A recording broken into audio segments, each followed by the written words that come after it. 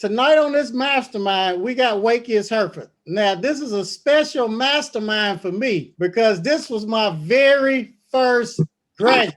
He enrolled in the school back in 1998, 23 years ago, okay? And all y'all school owners and future school owners, is one thing y'all not gonna ever forget. You're never gonna forget your first graduate. So he was one of my best. And out of all the graduates, I'm always gonna remember the very first one. And when he started, an avalanche started. See, when one starts, then many more start. So Wakey, what I want you to do, I want you to tell him about your life, how you grew up, because he's done a lot. He's now a school owner. He's on multiple shops. He's been cutting hair a long time. He's done everything. It hasn't been a cakewalk. He's been through a lot from childhood all the way up to now. So let's get with it, Wakey. Well, first I want to say thank y'all for letting me be on this mastermind call. I really take heed to all y'all that's on here because I know how serious the mastermind team is and how serious Chin is about that. So I thank y'all for letting me do that. So like you said, my name is Wakius Hereford.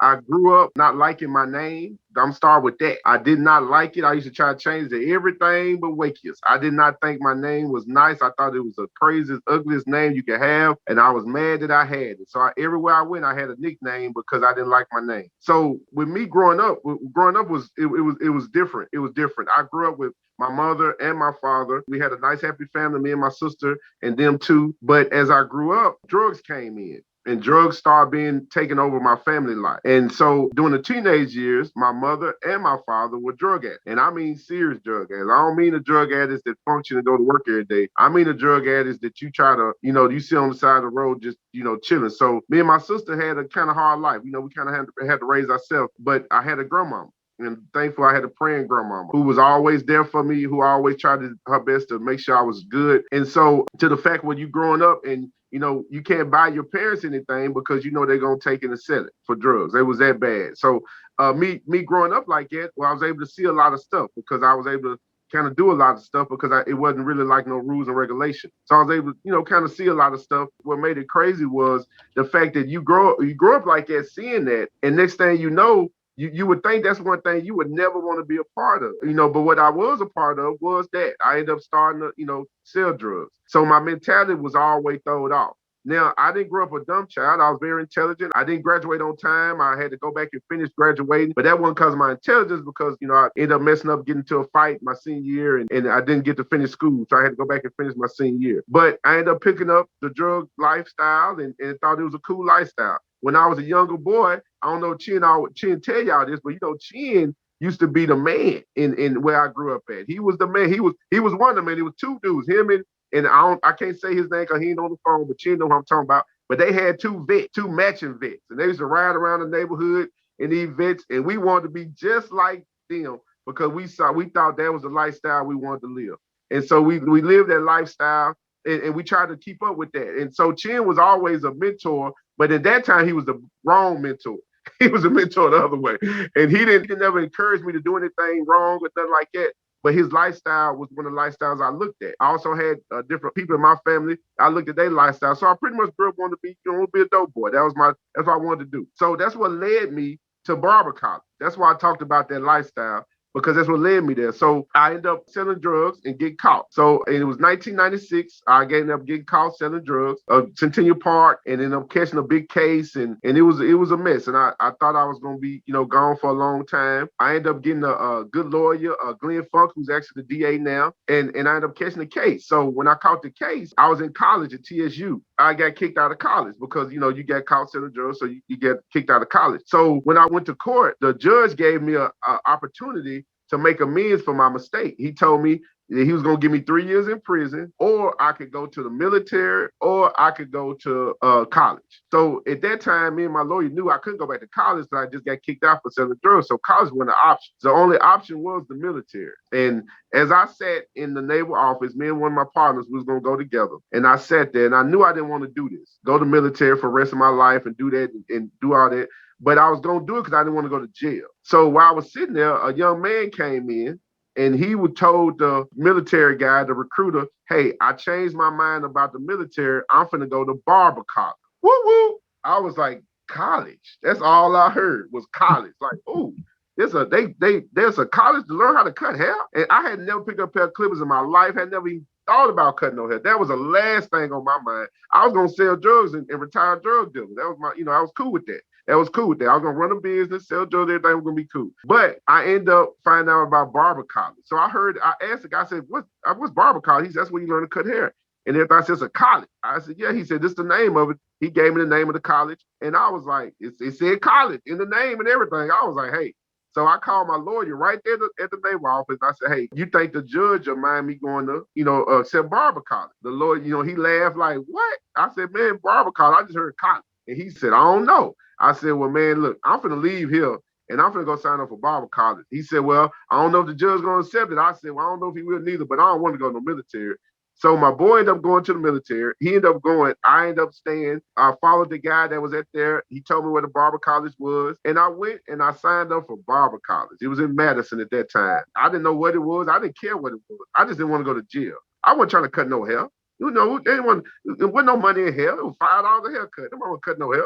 I can make that by sneezing. So I didn't want to cut no hair. But hey, I had to go. So I was like, so I signed up for it. I told my lawyer, I said, I signed up for Barber college and everything. So I went back to court and we took it before the judge. Judge Norm, I don't never mind saying his name because he was he did a great thing for me that day. And my lawyer told him, he said, my lawyer was embarrassed. I ain't gonna lie. Glenn was embarrassed to tell him like, well, he want to know if he can, he signed up for Barber college, is that good enough? And so the judge was like, he laughed and like, okay, this, he felt like I thought I was slick. Like, okay, he think he's slick. He gonna go to Barber college instead of going to jail. But it was college. So the lawyer ended up talking to the judge and saying, okay, well, this is what you got to do. If you go, you got to finish. You can go, but you got to finish. I was pissed. I was like, what? I'm telling my lawyer, like, he can't do that. And the lawyer's like, shut up. Yes, he can. I was like, no, he can't. He can't. He can't make me just finish Barber college. He said, yeah, yes, he can.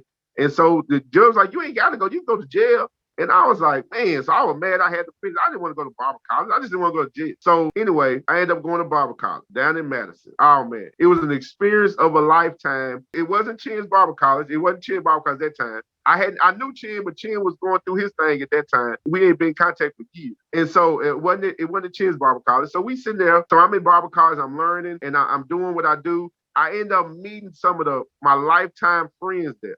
And when I say lifetime, you're going to see in a minute why they lifetime friends. So I ended up meeting some guys that I still deal with to this day. Matter of fact, I talked to one of them yesterday for his birthday. But we still talk this day. But I ended up meeting some cool people. And I ended up kind of liking school. I was like, okay, Barber college is pretty cool. Now, at Barber college, also you meet good people, but you also meet people that do the business you was doing. So I ended up getting even deeper in the other business that I wasn't supposed to be doing in the first place.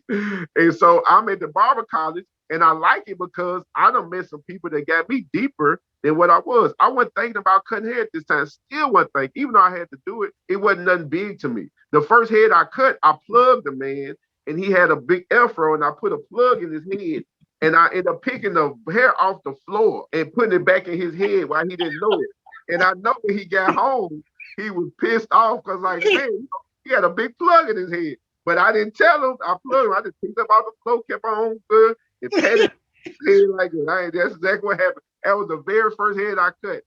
And so in Barber college.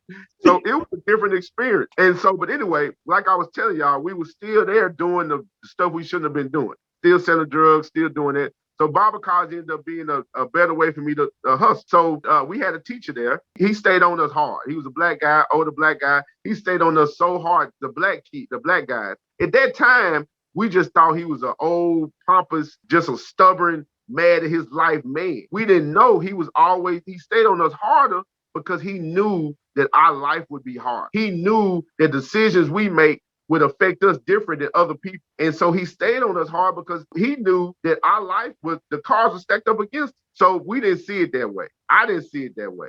So one day he rubbed me the wrong way and I hit him. I hit the man. And of course I got put out of school. But let me tell you how God was. This is when everything started coming together. So the day I hit the man, I got put out of school that day. So at that point, I know I'm finna go to jail because I'm out of Barber College. The judge said I gotta finish. So I was like, well, I'm gonna make as much money as I can before I go. So I went, those who from Nashville, it used to be a place called Save More. That where everybody got their barber stuff from. I don't know if y'all remember that. It used to be a place called Save More, beauty supply. So I went to Save More to get some quick stuff to cut hair with and all that. Because at this point, I kind of, cutting hair, I started liking it. It wasn't no money in it, but I was like, I got to do something. I'm going to go to jail anyway. So let me learn how to cut. So when I go to jail, I can make money. You know what I mean? Cutting hair. So I go to Save More, and guess who in Save More that day? This young man, this older guy sitting across from me, named 𝗹𝗶𝗶. And so we hadn't seen each other probably about 15, 20 years. It's been a long time. And I bumped into him, and we got to talking, and he was like, what you doing here?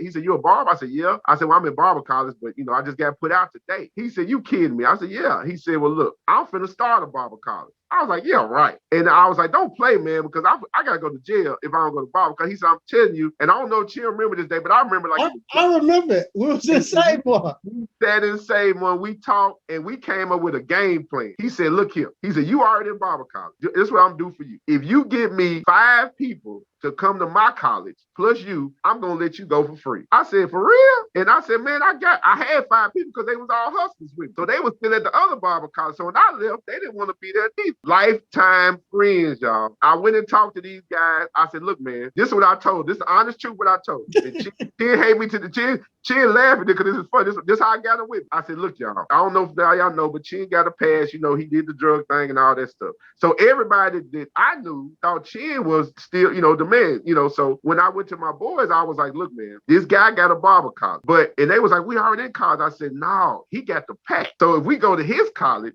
we gonna get the drugs cheaper and we get college. Man, I had about 10 folk join the college with me. And we all was set a joint. The game plan was to get Chin that pack. Chin got the pack. He got the cheaper drugs. So we're gonna go to his college so we can get it for cheap. They ain't knowing Chin ain't got no drugs. Chin ain't thinking about no drugs. But I needed them to go so I could go for free. So we all ended up going to Chin world-class university on Clarkville Highway. And I was the very first student. And then I brought some boys with me. And God rest some of their souls. Some of them ain't here with us no more. But we all came over there with our ears pinned back, ready to not cut hair, but ready to get that pack. We wasn't thinking about cutting no hair. We ready. So after about a month, they talking to me like, hey, man, I thought we was going to get the pack. And I was like, man, he going to get to us. We just, we got, we just got to act like we learned. We got to act like we learned. We got to play it off. So we got to act like he got a school so we can get the pack. So I'm telling them the whole time we going to get the pack. So they there. But what happened was in the midst of that, we started liking cutting hair. Chin was a good teacher. He was just starting. So a lot of his teaching was about the streets. That's all we wanted to hear. We didn't want to hear nothing about Barber. We didn't care nothing about, he taught us street stuff.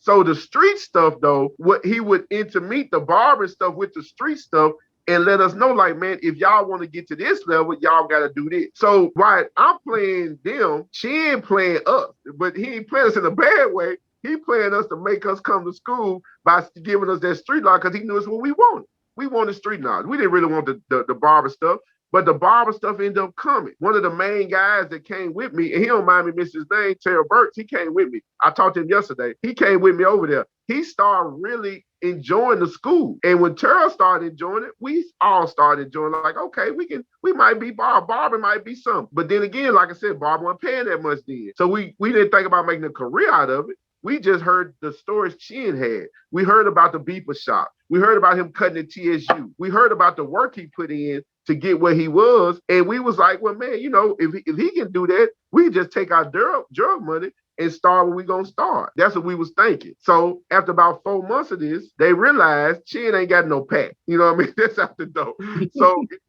So Chin had got to a point, y'all, I don't know if he ever told y'all, but Chin had got to a point where he was ready to shut it down. He said, man, this ain't working. Y'all ain't learning. Y'all just want to hustle and do stupid stuff. I'm finna close the school down. And he was about to close. But whatever it did, we felt bad because he believed in us when we didn't believe in ourselves. And he took time for us when we didn't take time for ourselves. He saw more than drug boys. He saw young men that can run stuff, that can do things, that can have their own businesses. He saw that. We didn't see that. We saw a pack. That's all we saw Chin as was a pack to get to the cheaper drugs. So he told me, he said, Wakey, look, I'm going to shut the school down. And I was like, I'm going to jail. if you shut the school down. You can't shut the school down. He said, man, look, y'all ain't trying to learn. Y'all ain't trying to do nothing. So me and Chin came up with a plan. And he said, look, if y'all can go out and get customers to come in and start drawing customers to come in, then I keep the school open. So that next day, I got with my boys and we started walking the neighborhoods, Chin. You remember that? We started walking the neighborhood.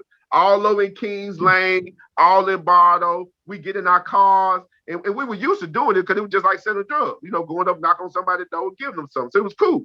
So we going to people's houses, putting flyers, and they talking to them, knocking on doors. And we built World Class University to a big time school, to the fact we had clients out of country. We had plenty of clients. We was learning. I mean, it really started changing at that moment because we saw the passion Chin had in this school, the fact that he was going to let it go, not because he didn't have the money. He was going to let it go because we didn't care. So he was going to quit the school thing because we didn't care. Now I want y'all to think about that for a minute. If we would have let him quit that time, would none of this be going on right now? Would none of this mastermind, would none of, because he believed in us, we believed in him. And we started coming, we built that school up. And I wasn't the first graduate. I was the first one to pass the test. 𝗹𝗶 graduated before me, and I was mad too, but he got out there before I did. But I was the first one to pass the test. And so we finished school, man, and we got our license. I'll never forget the day I got my license, and Chin still got a picture now of my mama was so proud. You know, she was still a drug addict at that time, but she was so proud that I finished something because she thought I was just gonna sell drugs and go to jail because that's what I thought it was, to do. It wasn't because I was dumb, one because I wasn't smart. That's what I wanted to do. You see what I'm saying? I ain't gonna make an excuse that society had me like it. No, I wanted to sell drugs. I wanted to do that. It wasn't nothing that made me do that. I wanted to. I knew it hurt people. I didn't care. The money was great, so I wanted to do it. And she saw that now I had another passion. Cutting hair was my passion, and I loved it, and I enjoyed it. And we listened to Chin, his stories. We took heed to the stuff that he was teaching us. He used to bring people in, other important people. And the stories he told us about when he was in jail, about how he went to learned things from different races. I mean, all that stuff played a part in who we are today. And so that part of the story was me graduating from school, graduating from Barber College, and finishing and having a license of my own. I did a video for Chin, and people couldn't hardly see it because I was so black on it, you could see my eyes. But I did the very first video Chin did, I did at the school. I made a video about how you pass the state board test. That's crazy when I think about it now. It's crazy. I mean, I got to take a moment to think about that. The very first video me and him did was about how you can pass your state board test. And we did it at the school, and people used it to help pass their test. So even before Chin knew about this video stuff he's going to be doing now, he did it then. And we didn't even know it was going to be what it was going to be. And so that started me getting my license. My wife right here, so I got to throw her in here. The night before I ended up meeting her that same year. I ended up getting my license on Valentine's. We spent our first Valentine's Day together. I ended up getting my license the next day. And I'm telling you, I passed with a 70 on the theory and a 70 on the practical. But that's all you need. I ain't never took it again. and that's what I did. And so that was the start of me cutting hair. But that wasn't the end of me and Chin relationship. So what ended up happening was me and the other guy, we ended up getting a shop together. He ended up getting his own shop. I started working for him at his shop. And then I ended up getting my own shop, still messing around, dibbing and dabbing in the drug life a little bit. And, I'm a shop and everything like that. So I opened up a shop in August, y'all. I can't even remember I think it was August 2000, I opened up a shop. By October 2000, that shop was ran in by the police. That's how quick my shop, that's how quick that stuff happened. And what happened between August and October, a friend of mine got killed. And one of the guys that started with me at Chin School, he got killed. And when he got murdered, it put a fire up under me. Like, man, this is serious. Like, that could have been me. You know what I mean? And that's a whole nother story for another time. But that could have been me with him when that happened. But the Lord saw fit that it wasn't my time just yet. But that put a fire up under me to want to really take this seriously, really want to take barbering seriously. I told my mom, I never forget to tell my mama, I said, Mama, I don't want to die like it. I want to live, and I got to find something else to do. I got to be serious about this. And she said, you got something to do? You cut hair. And I was like, it's some money in it, and it's good money. But, if you ain't got no shop, ain't no money. She said, boy, if you focus on, you can make money with. And I ended up taking hair cutting seriously. This was 2000. I started being serious, started cutting, building my clientele up, and trying to get away from that other lifestyle. In 2002, I married my wife, and I had, everything was, going, it was going good. So what I did was, in 2002, I got with Chin. Chin had a shop on Jefferson Street called Panache at that time. He had a shop on Jefferson Street. And I talked to Chin. I was like, hey, man, me and my wife ended up going to this seminar about how to get your own business. We got our life to get our own business, but they didn't help us get no business. I ended up talking to Chin and ended up buying Panache from him at a wonderful price. Oh, it was beautiful. It was beautiful because he was ready to get rid of it. So I ended up getting it from him, getting Panache from him.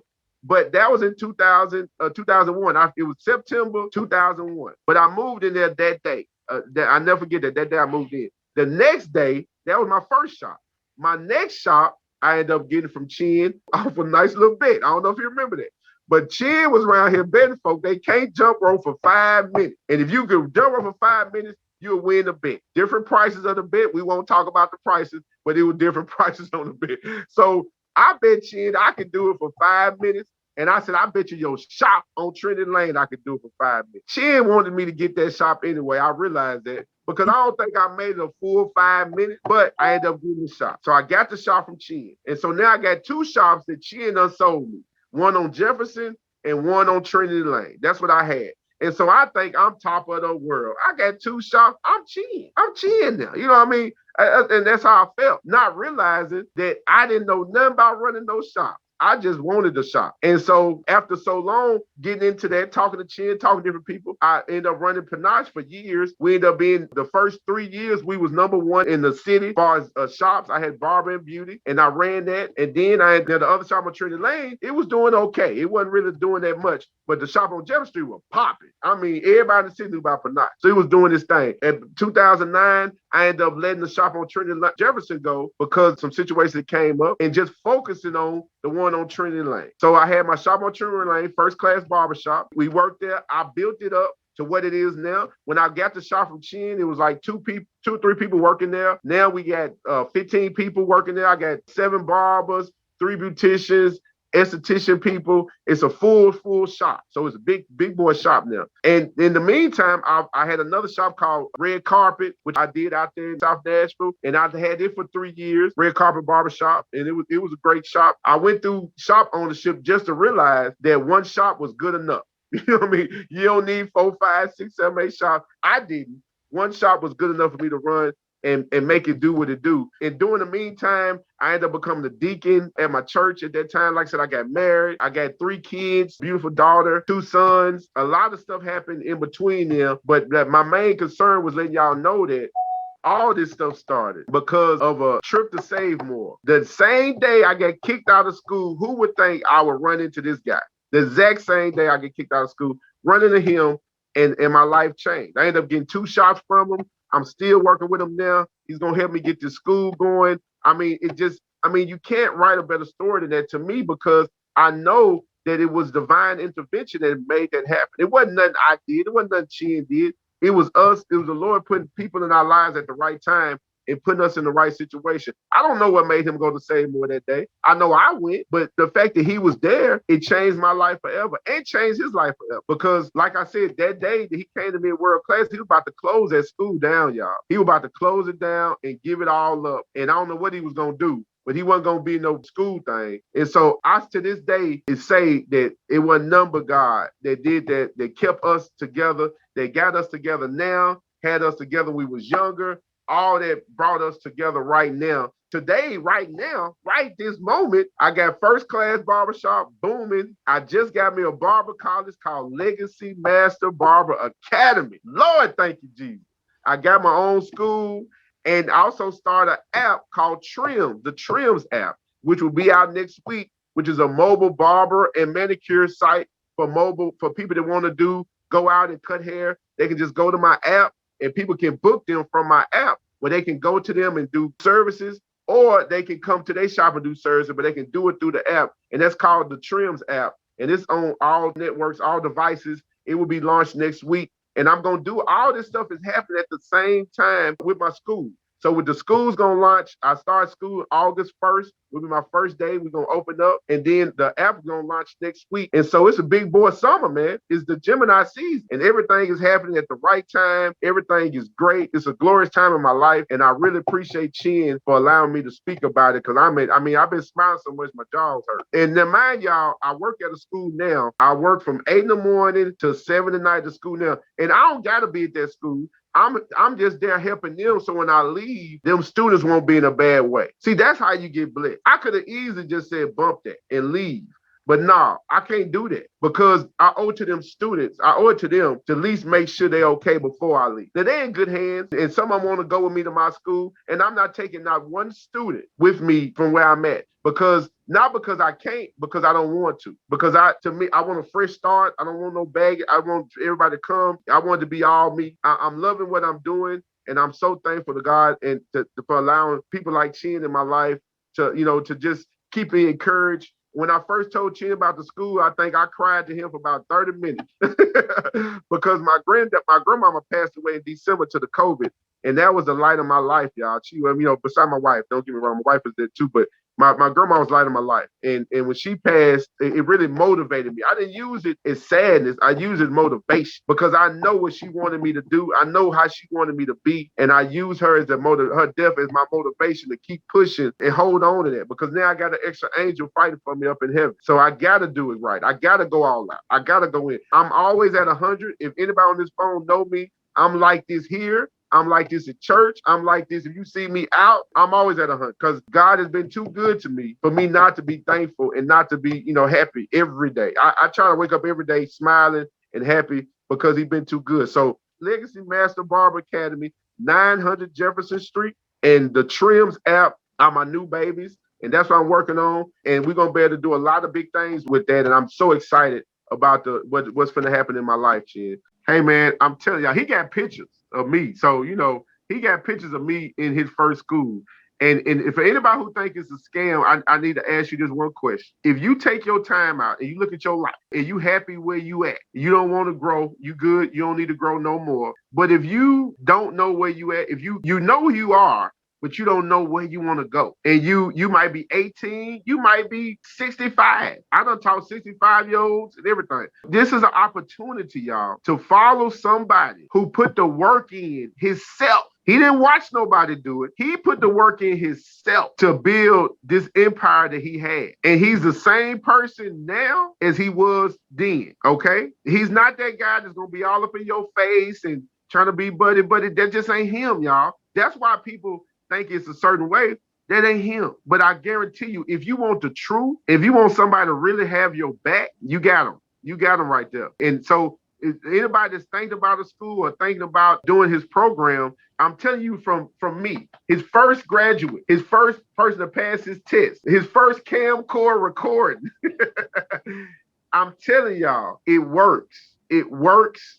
What he's saying is the truth. And what he's doing is just inspiring other people. Anybody, I'll tell you this, anybody that will ride around in a car with half of their wig on to sell a product, to help somebody else sell their product, is somebody who you can trust, because they don't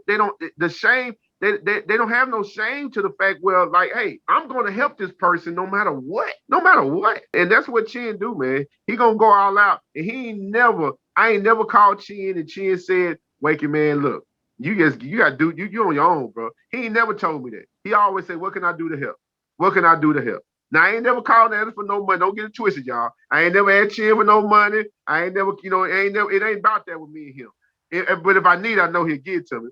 But I'm talking about as far as life. If I ever came to him and I needed a talk to, I needed some guidance on something, he never said, hey, man, you got to figure it out. He always had a plan. One thing about Chin, he going to have a plan of action. He ain't going to just tell you how to do it. I mean, he going to tell you what to do. He going to tell you how to do it and how to get there. He always got a plan of action. And his plan of action is to help. His plan of action right now is to help as many people as he can to get a Barber college or a Cosmo or Nail or whatever kind of college you're trying to open, academy, whatever you're trying to open. That's his game plan. That's what he's doing. And the game plan is working because people are being successful. And I'm telling y'all, man, I'm finna blow up. I'm telling y'all that now. I'm finna blow up. Y'all gonna hear about this Barber College, and because I know who I got behind me. I know who I got behind me. I know who I got. I got my family, I got my friends, and I got my mentor right behind me. And he gonna help me push it every step of the way. He ain't gonna let me give up. That, like I told, when I first got my school, he stayed on the phone with me for about 20 minutes while I cried. I cried to him because I was thinking about my grandma. And he didn't say nothing. He just sat there and just let me get it out. And when I finished get it out, what he said was, she gonna be so proud of what you finna do. You finna change the world. You finna change your life. You finna change the family, everything around you. He told me that. And that's what he had to tell me, man. And I took heed to that. But him saying it just helped kind of motivate it even more. That's what's gonna happen, man. And so for those of y'all who think it's a scam, man, if you can look in my heart, if you can look in Chin heart, you'll see how much of a scam this can be. These are two guys that met each other after 20 years at a 𝗍𝗶𝗶 and changed both of our lives forever. And that's real talk. Real talk. If you go through your whole life and you ain't touched not one person, I ain't talking about you help the homeless get some money or you cut somebody hair for free. I mean touched one person. And if you go through your life like that, and you cool with that, you satisfied with your life like that, you ain't lived. You ain't lived at all. And I mean really touched. I mean to the fact where when they talk about themselves, they gotta mention you. If you ain't did that, you ain't lived, man. You've been in a box your whole life. You ain't even know it. So I plead to all you guys on this phone, man, touch somebody. You know, take time and find and touch somebody. Make them, every time they mention them, they got to mention you, because they can't mention themselves without mentioning you, because you touched them that much. And that's how Chin has touched me. And I ain't just saying that because he's on the phone. Everybody know. You know, that's how he touched me. And I hope, and well, I don't hope, I know, is I've touched people like that too, because they've let me know that I've touched them. That's when you feel the best. You feel the best when somebody tell you, man, thank you, because you changed my life. You know, God did it all. You know what I mean? It wasn't no, you know, God did everything. But God put people in our lives to finish the job. And Chin helped finish the job for me. And I'm always going to be grateful for that. And I plead to all you guys, finish the job for somebody, y'all. Don't just go through life in the box, man. Finish the job. Somebody needs you to help them finish the job. So do that. Do that. That's it right there. Touch somebody. If you have not touched somebody, you have not lived. So I thank y'all for letting me share that.